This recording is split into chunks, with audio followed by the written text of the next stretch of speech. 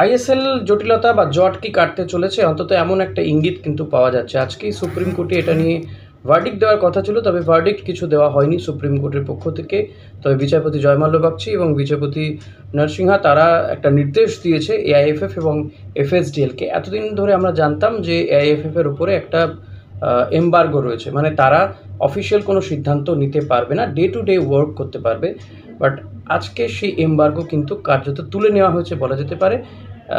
FSDL এবং এআইএফএফকে নির্দেশ দেওয়া হয়েছে তারা যাতে অতি সত্বর বৈঠকে বসে এই যে এমআরএ বা মাস্টার্স অফ এগ্রিমেন্ট যেটা রয়েছে সেটা নিয়ে আলোচনা করতে পারে এবং এই জটিলতা অতি দ্রুত তারা যেন কাটিয়ে নিতে পারে। 28শে অগস্ট পরবর্তী শুনানির দিন ধার্য করা হয়েছে, ইন বিটুইন যেন এই বিষয়টি মিটে যেতে পারে। কারণ আইনজীবীরা এআইএফএফ বা এফএসডিএল এর পক্ষ থেকে, তারা বিশেষ করে এএফএফ এর পক্ষ থেকেও আইনজীবীরা, 11টি ক্লাবের পক্ষ থেকে আইনজীবীরা ছিলেন, তারা বলেছেন যে এই ফিফা ট্রান্সফার উইন্ডো আর বেশি দিন বাকি নেই, এই মাসেই শেষ হয়ে যাবে। ফলত যে সমস্ত টিম এখনও বিদেশি রিক্রুট করেনি তারা বিদেশি বা প্লেয়ারদের রিক্রুট করতে চাইবে। যদি সেটা এই প্রসেসটা আরও লেন্দি হয়, শুনানিটা আরও লেন্দি হয়, যদি এমআরএ সাইন না হয়, তাহলে টিমগুলো বিদেশিদের রিক্রুট করতে পারবে না। ফলত ফুটবলের এটা তো ভারতের একমাত্র মানে টপ টায়ার লিগ, সেই টপ টায়ার লিগটা অনিশ্চয়তা কেন বন্ধ হয়ে যাবে। তো টিমগুলো বন্ধ করে দিতে চাইছে, অপারেশন বন্ধ করে দিতে চাইছে। ইতিমধ্যে উড়িষ্যা, বেঙ্গালুরু এফসি, চেন্নাই এফসি তারা তাদের অপারেশন বন্ধ করে দিয়েছে, তারা প্লেয়ারদের টাকা দিচ্ছে না।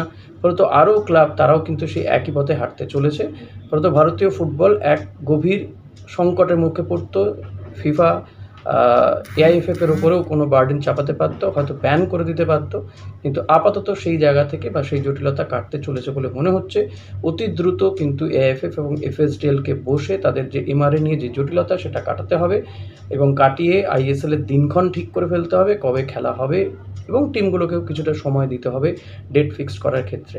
তবে যেটা আগে শোনা গিয়েছিল যে এআইএফএফ এবং এফএসডিএল মোটামুটি তারা সব ঠিকই করে ফেলেছে, ঠিক করাই আছে, শুধু একটা অফিসিয়াল অ্যানাউন্সমেন্ট এবং এই পেপারটা সাইনের বিষয় রয়েছে, যেহেতু সাইন করার ক্ষেত্রে বাধা ছিল, তো সেটা তারা অতি দ্রুত হয়তো মিটিয়ে নিতে পারবে। তো অতি সত্বর হয়তো আমরা জানতে পারবো যে আইএসএল ঠিক কবে নাগাদ হতে চলেছে এবং শিডিউলও ধীরে ধীরে চলে আসতে পারে।